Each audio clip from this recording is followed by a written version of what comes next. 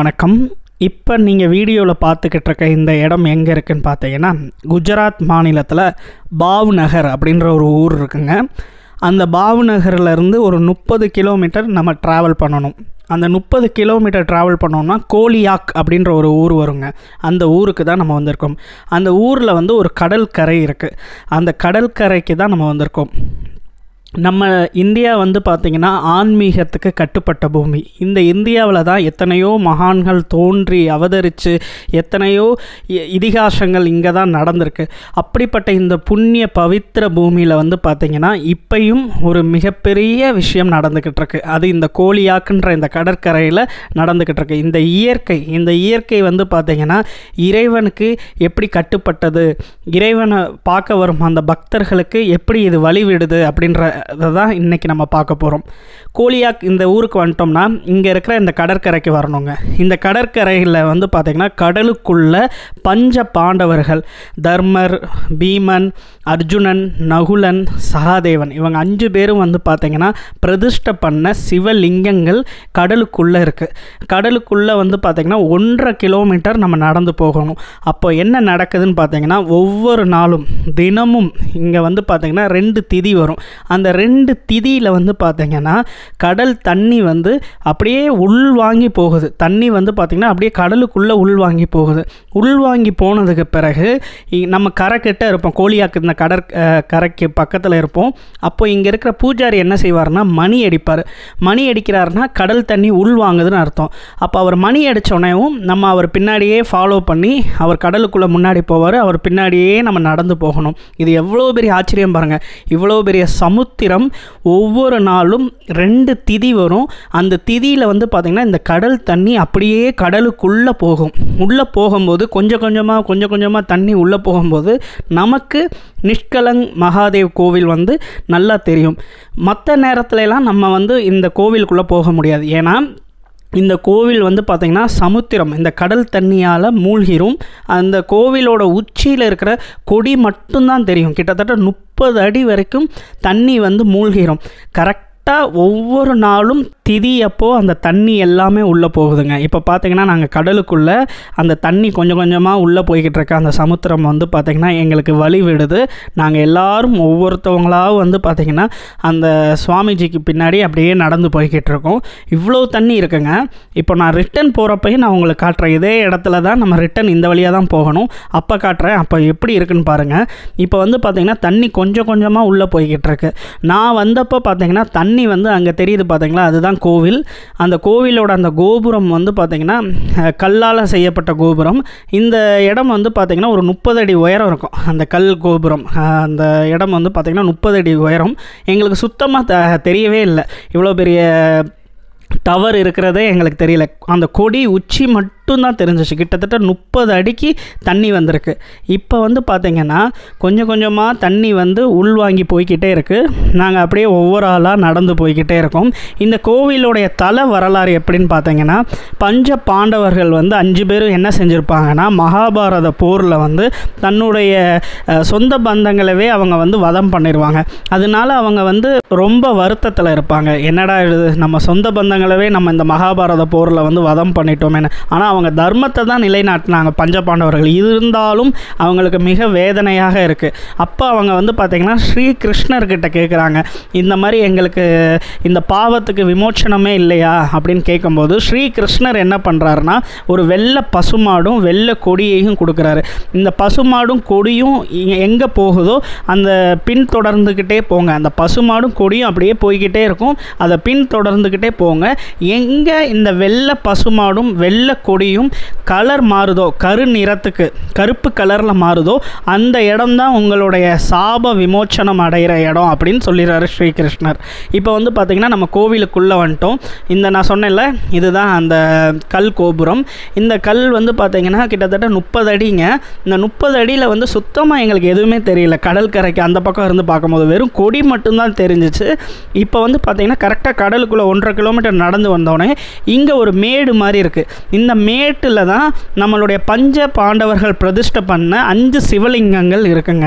இதில் வந்து பார்த்திங்கன்னா அவங்க ஏற்படுத்தின ஒரு சின்ன ஒரு குளம் மாதிரி, இங்கே வர்றவங்க வந்து அங்கே நீராடிட்டு தான் நம்ம வந்து அபிஷேகம் பண்ணணும். இது வந்து பார்த்திங்கன்னா நம்மளுடைய நகுலன், பஞ்ச பாண்டவர்களில் 4வது ஆளான நகுலன் அவர் பிரதிஷ்டை பண்ண சிவலிங்கத்தை நீங்கள் பார்க்குறீங்க.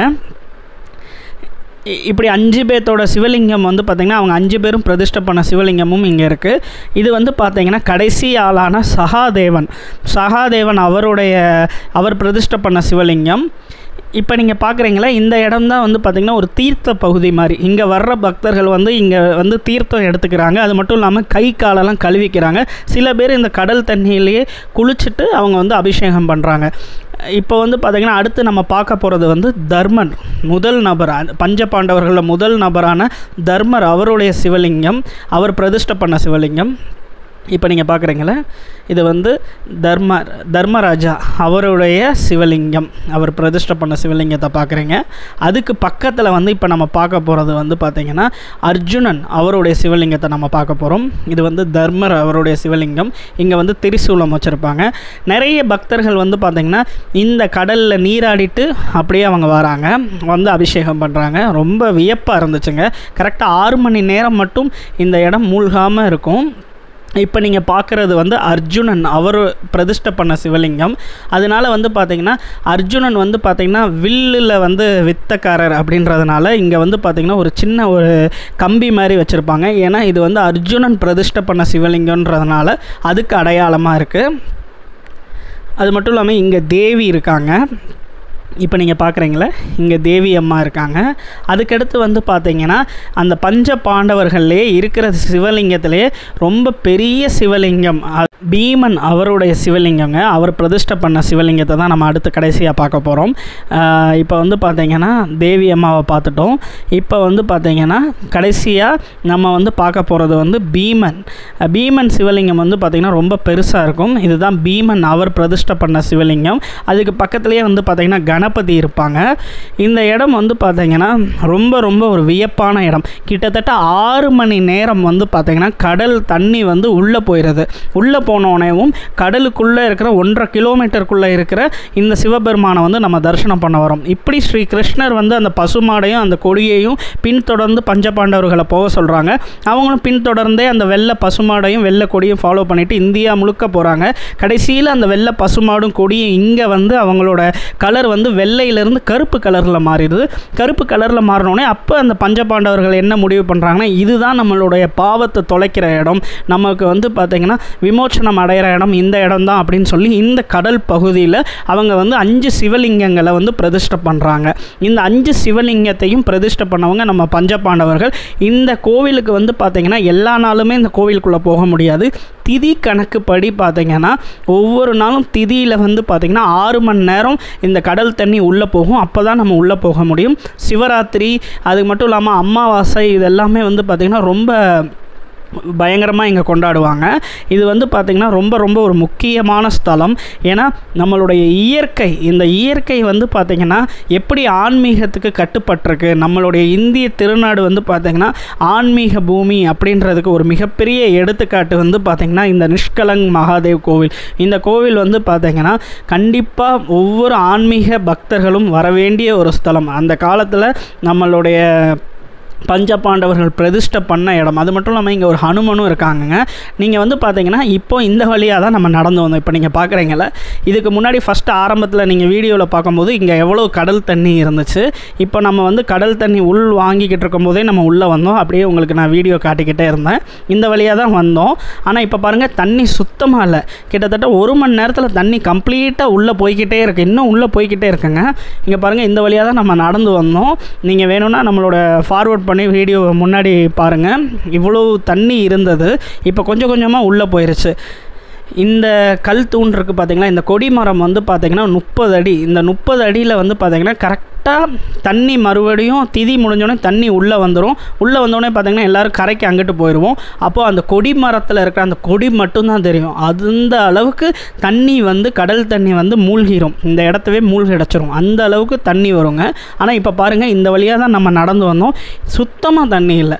தண்ணி எல்லாமே பாருங்கள் அப்படியே உள்ளே போய்கிட்டே இருக்குது. எங்கே போகுது, எந்த இடத்துக்கு போகுது எதுவுமே தெரில. கரெக்டாக 6 மணி நேரம் கழித்து மறுபடியும் இந்த இடம் ஃபுல்லாக கடல் தண்ணி வந்துடும். இந்த இடமே வந்து பார்த்திங்கன்னா கடல் தண்ணியால் மூழ்கிடும். அப்படி ஒரு விசேஷமான கோவில் இந்த கோவிலுங்க.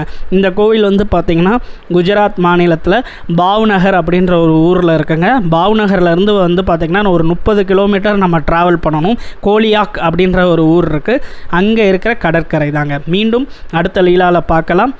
ஜெய் சாய்நாத்.